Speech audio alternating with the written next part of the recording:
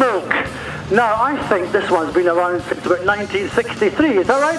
1965. A 1965 car. What's the story behind what we've got here today? This car was in Inverness. It was at Kyliffe House, purchased by a local company, a couple who had a company. They had it up until the year 2004.